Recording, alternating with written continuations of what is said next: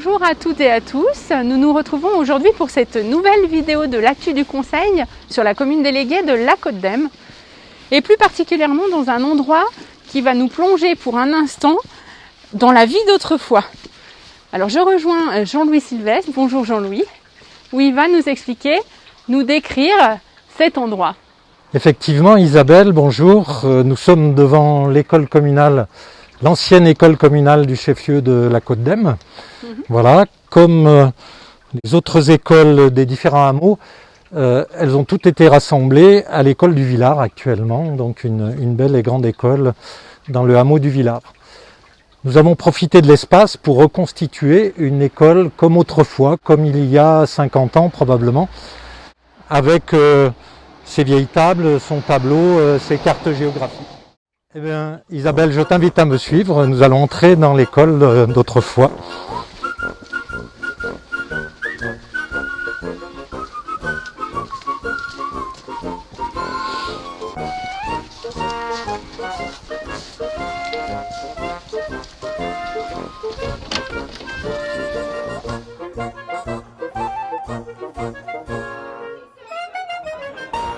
Jean-Louis, aurais-tu la gentillesse de venir au tableau pour nous décrire la collecte des déchets?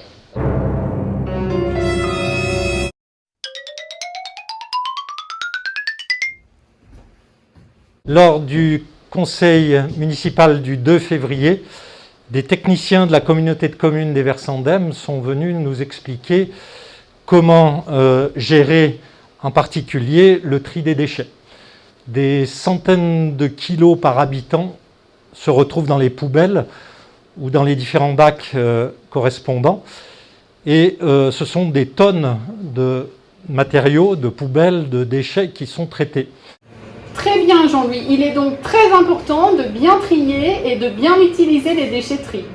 Aurais-tu quelques petites astuces ou gestes à nous conseiller? Tout d'abord, concernant les poubelles, il est montré qu'environ un tiers du poids des poubelles est constitué par des épluchures. Donc il est peut-être important que chacun puisse utiliser un composteur ou utiliser personnel ou bien un composteur de la ville. Par ailleurs, il est très important aussi de trier correctement puisque 20% des éléments triés finissent en fait comme les poubelles, c'est-à-dire sont rebrûlés derrière et ne permettent pas d'être recyclés. Donc voilà quelques conseils importants. Effectivement aussi dans les déchetteries, il est important de bien trier les matériels qu'on puisse apporter.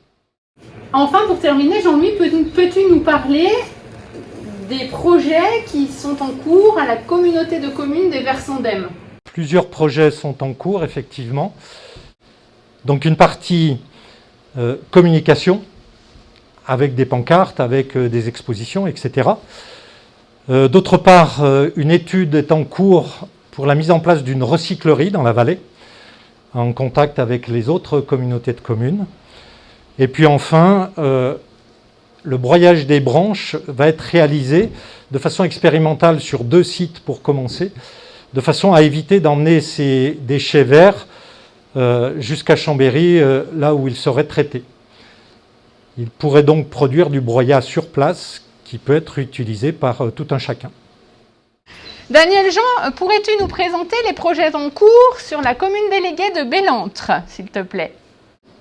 Le conseil municipal du 2 février a pris 2 importantes délibérations. La première concerne le découpage parcellaire de l'observatoire eau. Ce découpage va permettre l'implantation de 3 projets majeurs pour la station des Coches, avec des constructions de chalets pour l'horizon 2022. Donc c'est primordial parce que ça va apporter des lits chauds sur la station, d'une manière durable parce que ce sont des tours opérateurs qui s'engagent avec nous pour faire du 4 saisons. Deuxième délibération, c'est le projet de fusion de l'école de Bon Conseil avec l'école de Bellentre. Et donc ça consiste à rapatrier l'école de classe maternelle sur le territoire de la commune de Bellentre, au niveau de l'école de Bellentre. Et on envisage de réaliser les travaux pendant les vacances scolaires d'été, de façon à pouvoir accueillir la maternelle à la rentrée de septembre 2021. Bien entendu, si les travaux ont pu être réalisés, sinon on reporterait le projet à l'année prochaine, au cas où on aurait des difficultés qui peuvent être liées à des événements extérieurs. Alors, lors du conseil municipal du mois de février, nous avons acté les comptes administratifs et voté le budget, les comptes administratifs 2020 et voté le budget 2021.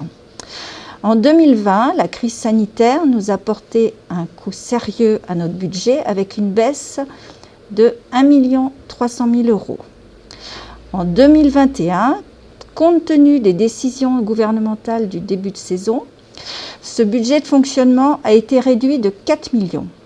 Et cette somme sera peut-être encore réduite à mi-mandat en fonction de l'évolution sanitaire et du risque malheureusement d'une saison blanche.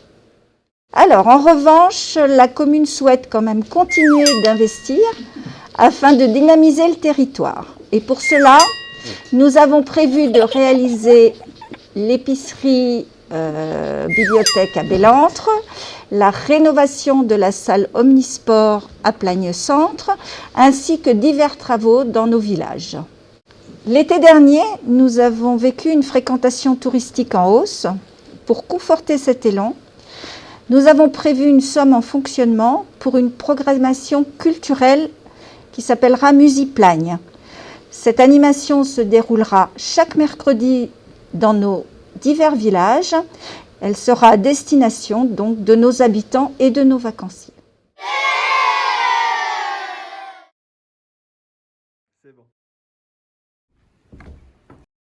Bernard, des membres extérieurs ont intégré la commission de développement durable. Est-ce que tu peux nous développer ce point? Oui, effectivement, la commission développement durable a souhaité intégrer dans son équipe des habitants non élus de la commune de la Plagne tarentaise.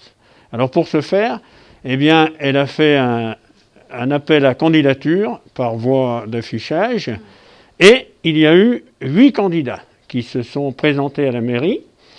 Donc ces personnes ont été nommées par le conseil municipal et nous sommes très contents que ces personnes eh bien, travaillent avec nous sur les projets que nous avons dans le développement durable. Et toute la commission eh bien, les félicite de leur engagement citoyen et leur souhaite la bienvenue dans la commission. Henri, qu'est-ce que le plan de viabilité hivernale voté lors du conseil municipal du 2 février? Le plan de viabilité hivernale sert à définir l'organisation du déneigement sur l'ensemble de notre commune. Il faut savoir que nous avons en charge le déneigement des voies communales, ce qui représente plus de 75 km de voiries à entretenir. Nous devons également déneiger les trottoirs, les accès aux établissements publics, les Molocs. Lors de chutes de neige, quels sont les secteurs prioritairement déneigés? Isabelle, la priorité est donc donnée à la circulation des véhicules de secours, au circuit navette, à l'accès aux écoles et aux personnes médicalisées. Les autres axes sont traités ultérieurement.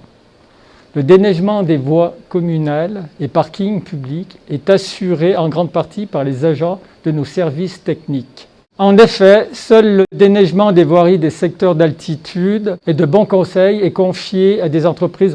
Sur ces secteurs, le déneigement des trottoirs, des chemins piétons et places reste effectué par les services techniques.